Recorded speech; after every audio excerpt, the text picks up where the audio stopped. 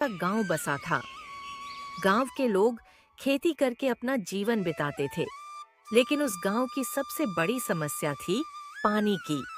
वहां ना तो कोई नदी थी और न ही आसपास में कोई कुआं था, जिस वजह से उस गांव के किसानों को बारिश के पानी पर निर्भर रहना पड़ता था।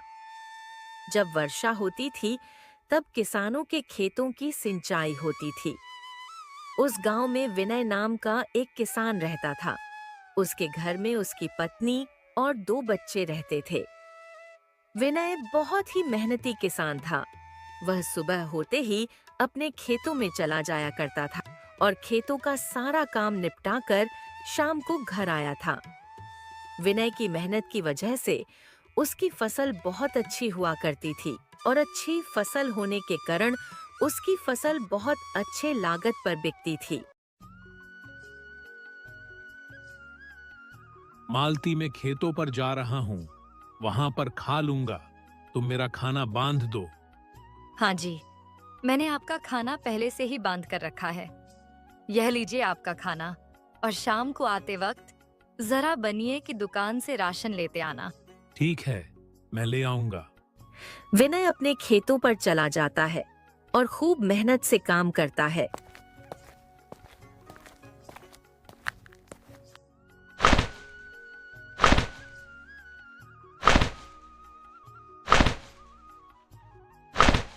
फिर थोड़ा थक जाने के बाद वह एक पेड़ के नीचे बैठकर खाना खाता है और थोड़ी देर आराम करता है। तभी विनय की आंख लग जाती है और वह एक सपना देखता है।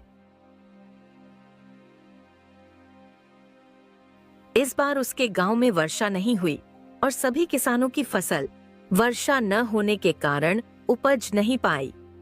उस सपने से विनय की आंखें खुल जाती हैं। हे भगवान, मैं यह सपना देख रहा था। यह कैसा सपना था? अगर वर्षा नहीं हुई तो मेरी तो सारी फसल बर्बाद हो जाएगी। नहीं नहीं, ऐसा नहीं हो सकता।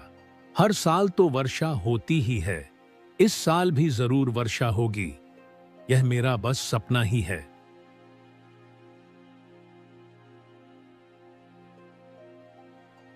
ऐसा सोचकर विनय अपने घर जाने लगता है। तभी वह देखता है गांव में कुछ लोग बातें कर रहे थे।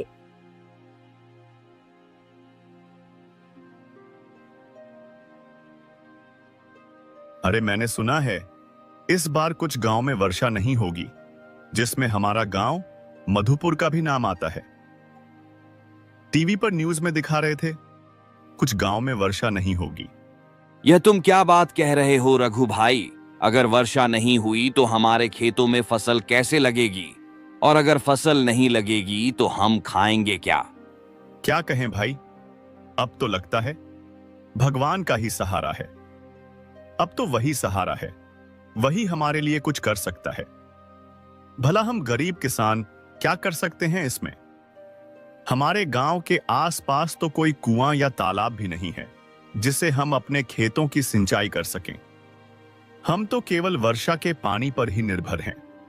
वर्षा होती है तभी तो हमारे खेतों की सिंचाई होती है, जिससे खेतों में अच्छी फसल आती है। अगर वर्षा ही नहीं होगी तो सिंचाई कहां से होगी और फसल कहां से आएगी? हे भगवान, इसका मतलब मेरा सपना सच था। अगर बारिश ही नहीं होगी तो फसल कहां से आएगी? ऐसा नहीं हो सकता। मुझे कुछ ना कुछ तो करना ही होगा। अगर फसल ही नहीं आएगी तो हम खाएंगे क्या? बस एक फसल ही तो हमारा सहारा है, जिससे हमारा जीवन व्यापन होता है। पर अगर वही नहीं उपजी तो उसके अलावा हमारे पास कुछ भी नहीं है। खेती के अलावा नहीं, मुझे कुछ ना कुछ उपाय तो सोचना ही होगा। ऐसा कहते हुए विनय घर को चला जाता है।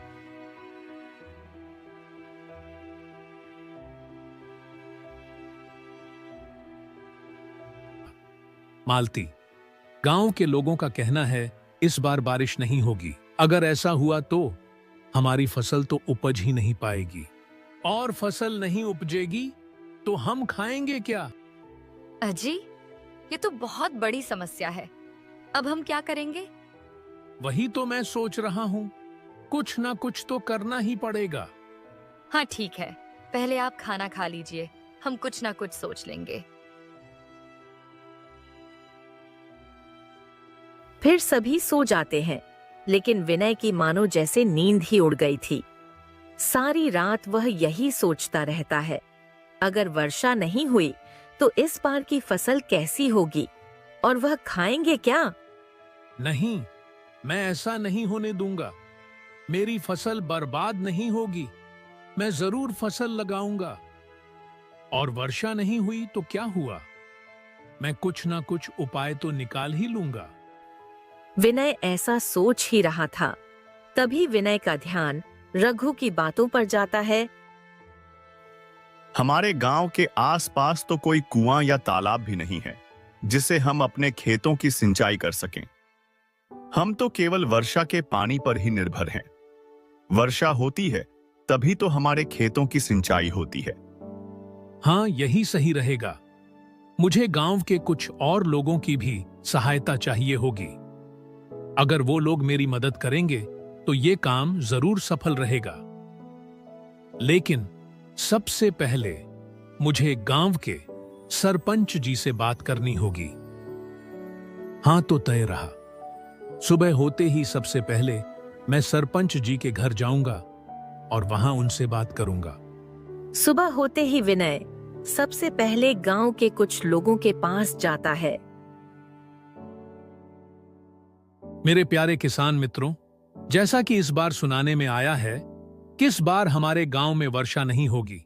ऐसे में तो हमारी फसल नहीं उपज पाएगी और हमारा परिवार भूख से तड़पता रहेगा। इसलिए हमने इसका कुछ ना कुछ उपाय तो निकालना ही होगा। बात तो तुम्हारी सही है विनय भाई, पर हम क्या कह सकते हैं? मैंने एक उपाय सोचा है रघु भाई।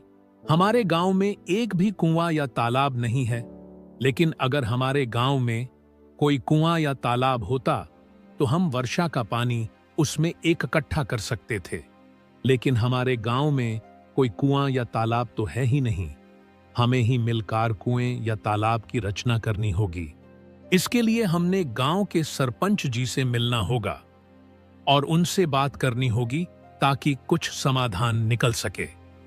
हाँ भाई, तुम सही कह रहे हो। पानी की तो हमारे गांव में बहुत बड़ी समस्या है और हमें इसे मिलकर दूर करना होगा, जिसके लिए हमें सरपंच जी से मिलना होगा। अब सरपंच जी ही हमारी समस्या का कोई ना कोई समाधान निकालेंगे। इस तरह गांव के सारे किसान आपस में बात कर मिलकर सरपंच जी के पास अपनी समस्या के समाधान के लिए जाते हैं और अपना विचार सरपंच जी के सामने रखते हैं। हाँ, हमारे किसान भाइयों, हमारे गांव में कोई कुआं या तालाब न होने के कारण आपको पानी के लिए बहुत सारी समस्याओं का सामना करना पड़ता है। हमारे गांव में कुआं या तालाब न होने के कारण हमारे गांव के सारे किसान भाई वर्षा पर ही निर्भर है। अगर हमारे गांव में भी कुआं या तालाब हो तो किसान भाई कभी भी अपने खेतों सिंचाई की कभी भी कर पाएंगे और हमारे गांव में कभी भी पानी की समस्या नहीं होगी। तुम ठीक कह रहे हो विनय, तुम लोगों ने अच्छी तरकीब निकाली है। हम कल से ही गांव में तालाब खोदने की तैयारी शुरू कर देते हैं और तुम सारे गांव वालों को एक साथ मिलकर गांव में कुआं और तालाब खोदने की तैयारी शुरू करनी होगी। और आप सब गांव वाले जमीन की चिंता मत करो। गांव में जो मेरी जमीन है उसी में तुम लोग मिलकर कुआं और तालाब खोद लेना। गांव के सारे किसान इस बात पर कुआं खोदने के लिए तैयार हो जाते हैं और अगले दिन से ही गांव में कुआं खोदने का काम शुरू हो जाता है। गांव वालों की लगातार मेहनत के बाद कुछ ही दिनों में कुआं खुद के तैयार हो जाता है। बहुत गहराई तक कुआं खोदने के कारण उसमें पानी नजर आता है। पानी को देखकर गांव वालों की खुशी का ठिकाना न रहा और उनकी जान में जान आ गई। सभी किसान गांव के सरपंच जी को इस बात की जानकारी देते हैं कि कुएं में पानी दिखाई देने लगा है। वाह मेरे किसान भाइयों, तुमने तो कमाल ही कर दिया, नामुमकिन को मुमकिन बना दिया। मुझे तुम पर गर्व है। अगर हम एकजुट होकर हर काम निकालेंगे तो हर मुश्किल का समाधान निकल जाएगा। आखिर तुम किसान भाइयों ने मिलकर हमारे गांव में कुआं खोद ही लिया और पानी की समस्या को दूर कर दिया। अब तुम सारे किसान भाई मिलकर बारी बारी अपने खेतों की सिंचाई करना। इससे तुम्हारे खेतों की फसल की अच्छी से सिंचाई हो जाया करेगी और कभी भी हमारे गांव में सूखा नहीं पड़ेगा। और कुआं पास में होने के कारण लोग इसी में से पीने का पानी भर लिया करेंगे। इस तरह इस बार मधुपुर गांव में वर्षा नहीं हुई, लेकिन वर्षा न होने के कारण गांव के किसानों को कोई ज्यादा फर्क नहीं पड़ा, क्योंकि गांव के किसान बारी बारी से कुएं से अपने खेतों की सिंचाई कर लेते थे। गांव में कुआं होने के कारण उनकी फसल कभी नहीं सूखी और उनकी पैदावार हमेशा अच्छी होने लगी। कुआं पास में होने की वजह से अब गांव की सारी महिलाएं गांव के कुएं से ही पानी भरकर ले जाया करती थीं। इस तरह मधुपुर गांव में खुशियां फिर से लौट आईं और गांव के लोग अपना जीवन खुशी खुशी बिताने लगे।